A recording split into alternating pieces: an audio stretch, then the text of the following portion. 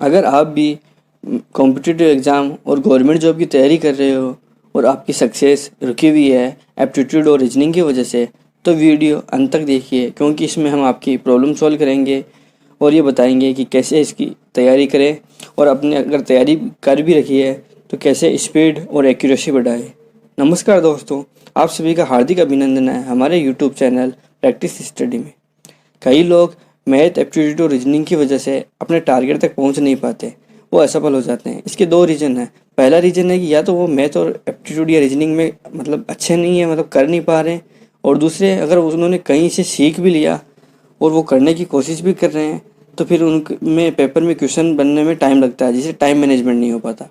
तो time management नहीं हो पाने के कारण पेपर का स्तर खराब हो जाता है और जो आता हुआ पोर्शन है वो भी रह जाता है। इसकी वजह से वो सफल नहीं हो पाते। तो इस वीडियो में हम बताएंगे कि आपको कैसे तैयारी करनी है। अगर आपने तैयारी कर भी रखी है तो उसको कैसे इम्प्रूव करें कि आपकी एक्यूरेसी भी बढ़ जाए और उसके साथ स्पीड भी अच्छी हो, जिसकी वजह से पेपर समय सीमा रहते हो सके। तो हम आपको बताते हैं कि कैसे आपको स्ट्रेटेजी बना के तैयारी करनी है।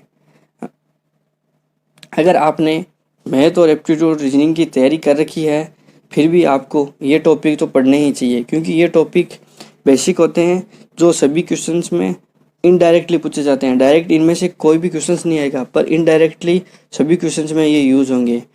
इससे काफ़ी ये फ़ायदा मिलता है कि अपनी स्पीड भी अच्छी होती है। और अगर अपन ने पहली बार मैथ और एप्टीट्यूड पढ़ रहे हैं या रीजनिंग की तैयारी कर रहे हैं तो अपने क्या है कि तैयारी करने की वजह से अपन क्या है कि अपन कुछ समझ नहीं आता, क्योंकि स्क्वायर कैसे निकाला, वहाँ क्यूब कैसे, एलसीएम कैसे लिया, ये चीज़ें समझ नहीं आती। तो अपन क्या करते हैं कि उसको तैयारी को छोड़ देते हैं और इसकी वजह से अपन आगे कंटिन्यू तैयारी नहीं कर पाते, क्योंकि अपन को इंटरेस्ट नहीं आता। तो ये बेसिक चीज़ें अपन को आएगी तो अपना इंटरेस्ट भी बढ़ेगा। इंटरेस्ट के साथ अपन को पहले से कुछ आता है तो उसमें भी अपनी स्पीड बढ़ जाएगी, जिससे अपने क्या है कि पेपर में भी टाइम मैनेजमेंट होगा। तो ये पहले टॉपिक करने चाहिए अपने को एप्टीट्यूड और रीजनिंग सीखने से पहले। ये टॉपिक कौन कौन से आओ डिस्कस करते हैं अपन। पहला टॉपिक है अपना टेबल। टेबल का मतलब पहाड़े, पहाड़े तो आपको आने चाहिए, क्योंकि इसका पहाड़े आने का ये है सेंस है कि आपको छोटे मल्टीप्लाई होंगे वो करने नहीं पड़ेंगे, डायरेक्ट आपको उनकी वैल्यू याद रहेगी तो आप डायरेक्ट पुट कर दोगे। उससे क्या है कि टाइम भी बचेगा। जैसे एग्जाम्पल के तौर पे हम देखते हैं 12 × 5। तो अब अगर अपन को डायरेक्ट पहाड़े नहीं आते तो अपन क्या कि इसको करने बैठेंगे कम से कम 30-40 सेकंड ले लेगा। अगर अपन को ऐसे पहाड़े या टेबल्स आती है तो अपन डायरेक्ट इसकी वैल्यू लिख देंगे 60। तो ये क्या है कि क्वेश्चंस में काफ़ी हेल्प करता है इसको स्पीड से करने के लिए। और क्या है कि अपन को टाइम कम लगेगा तो अपना पेपर का लेवल भी सही रहेगा। तो हमें कम से कम 20 तक तो टेबल आनी ही चाहिए। अगर नहीं आती तो कैसे भी करके इनको याद करो और उनको फिर बाद में क्वेश्चंस करते टाइम इनको यूज़ लो, जिसकी वजह से आपको डेली प्रैक्टिस भी अच्छी होगी और डायरेक्ट वहाँ पेपर में क्वेश्चंस करने में आसानी होगी। सेकंड आता है अपना स्क्वायर। स्क्वायर भी की भी काफ़ी ज़रूरत पड़ती है। जैसे पेपर में डायरेक्ट पूछ लिया, कई बार पेपर में डायरेक्ट भी पूछ लेते हैं 2 स्क्वायर्स का सम कराने के लिए, या अपने रीजनिंग में सीरीज़ भी बनती जाती है स्क्वायर्स की। तो स्क्वायर्स आना बहुत ज़रूरी है। स्क्वायर्स और क्यूब दोनों इंपॉर्टेंट हैं, क्योंकि कहीं भी क्वेश्चंस में अपने काम आ सकता है। जैसे अपन को पूछ लिया 12 का स्क्वायर, 13 का स्क्वायर, तो अपन मल्टीप्लाई करने बैठेंगे तो वही 40-50 सेकंड लेंगे। अगर कई बार 1 मिनट भी ले लेते हैं मल्टीप्लाई करने में, अपन को आएगा तो अपन डायरेक्ट ऐसे लिख देंगे 144। 13 का स्क्वायर होता है 169। तो ये स्क्वायर आने का ये फ़ायदा है कि अपने को अपना टाइम कम लगेगा। दूसरी बात स्पीड बढ़ेगी। स्पीड बढ़ने से पेपर भी समय सीमा रहते हुए कंप्लीट हो जाएगा। क्यूब भी यही है कि क्यूब में भी अपने रीजनिंग में भी खूब सीरीज़ बनती है, तो कई बार पता नहीं चलता तो क्यूब बना के देखना पड़ता है। अब ऐसे मल्टीप्लाई करने बैठेंगे तो टाइम खूब लग जाएगा। तो कम से कम 10 तक तो क्यूब आना ही चाहिए और 20 तक स्क्वायर। नहीं आ रहा तो आप सीख लो, इनको याद कर लो कैसे भी करके, पर ये आनी ज़रूरी है। तीसरा आता है एलसीएम। एलसीएम भी बहुत जगह काम आता है। एलसीएम जैसे फ्रैक्शनल अर्थमेटिक करने में भी खूब काम आता है। जैसे जोड़ और बाकी करेंगे अपन बट्टे की, तो उसमें भी एलसीएम काम आता है।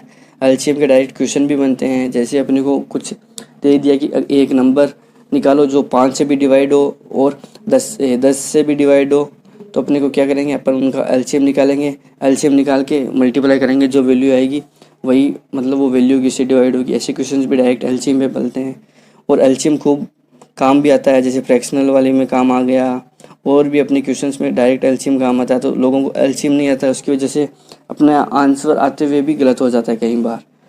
और अगला अपना टॉपिक है नॉर्मल अर्थमेटिक कैलकुलेशन। ये नॉर्मल अर्थमेटिक कैलकुलेशन तो सबको आती है, पर कई बार क्या कि एग्ज़ाम में ऐसे क्वेश्चंस भी पूछ लेते हैं और रीजनिंग में भी पूछते हैं। जैसे अपने को डिवाइड भी साथ में दे दिया, मल्टीप्लाई प्लस माइनस ये दे दिया, तो अपन को ये नॉलेज नहीं रहता कि पहले किसको सॉल्व करें। अगर पहले अपन ने प्लस या माइनस को सॉल्व कर लिया तो अपना वहीं कैलकुलेशन गलत हो जाती है। इसकी वजह से क्वेश्चन मतलब सिंपल होते हुए भी अपन गलत कर रहे हैं, तो अपन को इसका भी नॉलेज होना चाहिए। ये छोटी छोटी चीज़ें ध्यान रखने से क्या है कि अपना टाइम मैनेजमेंट भी सही से होगा और अपनी एक्यूरेसी भी अच्छी होगी क्वेश्चंस करने की। इनके साथ आप क्वेश्चंस करोगे, इन्हीं की प्रैक्टिस करते हुए, तो काफ़ी मज़ा भी आएगा और आपको इंटरेस्ट भी होगा। साइन मल्टीप्लिकेशन ये भी बहुत काम की चीज़ है। कई बार भी अपने को साइन मल्टीप्लिकेशन क्वेश्चन में देखने को मिल जाती है। जैसे माइनस अंदर है और एक्स प्लस वाई है, तो अपन को पता नहीं होता कि ये माइनस प्लस से मल्टीप्लाई होता क्या होगा। ऐसी सिचुएशन भी बन सकती है। डिवाइड में भी आ सकता है माइनस अपॉन माइनस, जैसे 1/2, तो ये माइनस माइनस क्या होगा। अपने बार कई बार ऐसी स्थिति बन जाती है जिसकी वजह से अपने क्वेश्चन रॉन्ग होने की ज़्यादा संभावना हो जाती है। फिर अगला अपना आता है ज्योमेट्री। ज्योमेट्री का नॉलेज भी होना चाहिए, क्योंकि कई बार क्वेश्चंस में ये नॉर्मल ज्योमेट्री जिनका नॉलेज होना अपने ज़रूरी है, क्योंकि कई क्वेश्चंस में पूछ लेते हैं ज्योमेट्री के बारे में। जैसे अपने को आयत, वर्ग, वृत्त, त्रिभुज, इनका नॉर्मल नॉलेज होना ज़रूरी है और उनके सेक्टरफल के फॉर्मूले भी मतलब आने चाहिए अपन को। ये ऐसे क्वेश्चंस हैं जो रीजनिंग एप्टीट्यूड में कहीं भी पूछे जा सकते हैं। कई बार इनके डायरेक्ट भी पूछ लेते हैं। कई बार कैसे क्वेश्चन ऐसे पूछते हैं कि अगर वर्ग की भुजा को मतलब 50% बढ़ा दिया जाए तो उसके एरिया में कितनी वृद्धि होगी। तो मतलब ऐसी ज्योमेट्री का नॉलेज होगा तो अपन आराम से कर सकते हैं। इसका एरिया का फॉर्मूला आता है, पता होता है कि वर्ग क्या होता है। ये सब पता होगा तभी अपन उस क्वेश्चन को आसानी से कर पाएंगे, अन्यथा अपन नहीं कर पाएंगे। तभी तो छोटी छोटी चीज़ों से ही मतलब बड़े क्वेश्चंस को आसानी से सॉल्व कर सकते हैं, इसलिए आनी चाहिए। परसेंटेज ये भी काफ़ी इंपॉर्टेंट चीज़ है। परसेंटेज है कि डायरेक्ट अपन को कहीं भी पूछ ले कि 50% का मतलब क्या होता है, तो अपन डायरेक्ट नॉर्मल कह सकते हैं 1/2 होता है। इसको फ्रैक्शनल में देखें तो ऐसे ही 33% का मतलब क्या होता है, 1/3 होता है। 1/4 का मतलब कितने परसेंट हो गया, 25%। ये सब चीज़ें आनी चाहिए, क्योंकि अपन को डायरेक्ट पूछ ले। जैसे अपने पूछ लिया कि ये एक आयत है, इसकी लंबाई में अपन ने 50% वृद्धि कर दी और इसकी भुजा की लंबाई 2 है, 50% वृद्धि कर दी, तो अपन निकालने बैठेंगे तो टाइम वेस्ट होगा। अपन को पता है 50 का मतलब होता है कि इसकी आधी और बढ़ा दी तो 2 + 1 थी, मतलब अब इसकी भुजा 3 हो गई। तो ऐसे क्वेश्चंस भी डायरेक्ट पूछ लेते हैं। तो अपन को क्या परसेंटेज टेबल का नॉलेज होना चाहिए। थोड़ा बहुत नॉलेज होगा तो अपन आसानी से डायरेक्ट निकाल लेंगे, उसमें टाइम भी कम लगेगा और अपने क्वेश्चंस करने में इजी रहेगा। अगला आता है रेशियो। रेशियो तो वैसे अलग ही ये एक टॉपिक है, पर मतलब थोड़ा बहुत रेशियो का पहले से नॉलेज होगा तो वो टॉपिक पढ़ने में भी आपको इंटरेस्ट आएगा। जैसे रेशियो का मतलब हो गया कि 1:1, मतलब 10 रुपये को 1:1 में डिवाइड करना है दोनों को, तो ये 1:1 का मतलब क्या हो गया, 1/2, मतलब दोनों को 50-50%। ऐसे ही इसी में कई बार पूछ लेता है 3:1। ये मतलब रेशियो तो कहीं ना कहीं काम आता ही है। जैसे रेशियो में अपने साझा की एक प्रश्नावली है, उसमें क्या एप्टीट्यूड का टॉपिक है, उसमें भी अपन ये पढ़ेंगे, तो उसमें भी यही चीज़ काम आएगी। अगर आपको पहले से नॉलेज होगा तो उसमें आपको डीप में ज़्यादा पढ़ने की ज़रूरत नहीं पड़ेगी। तो इसीलिए ये सब बेसिक्स टॉपिक आपको आएंगे।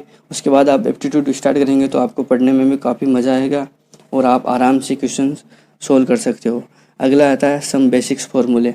सम बेसिक्स फार्मूले का मतलब ये है कि जैसे अपने a+b का होल स्क्वायर, a-b का होल स्क्वायर, ये चीज़ें भी खूब जगह मतलब काम आती रहती है, पूछ भी लेते हैं। ये डायरेक्ट क्वेश्चंस भी पूछ लेते हैं।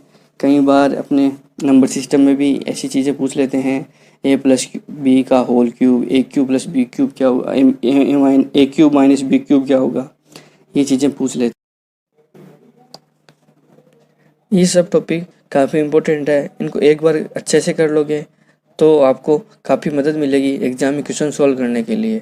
और आपको स्पीड बढ़ाना है तो इसके साथ साथ आपको प्रैक्टिस भी अच्छी करनी पड़ेगी, क्योंकि प्रैक्टिस अच्छी होगी तो आपके क्वेश्चन तुरंत बनने स्टार्ट हो जाएंगे, जिससे पेपर में टाइम मैनेजमेंट अच्छे से हो पाएगा। इसीलिए हम कहते हैं कि प्रैक्टिस के साथ साथ आपको मेथड भी अच्छे से आना चाहिए। और आपको ये वीडियो पसंद आया तो लाइक ज़रूर करना।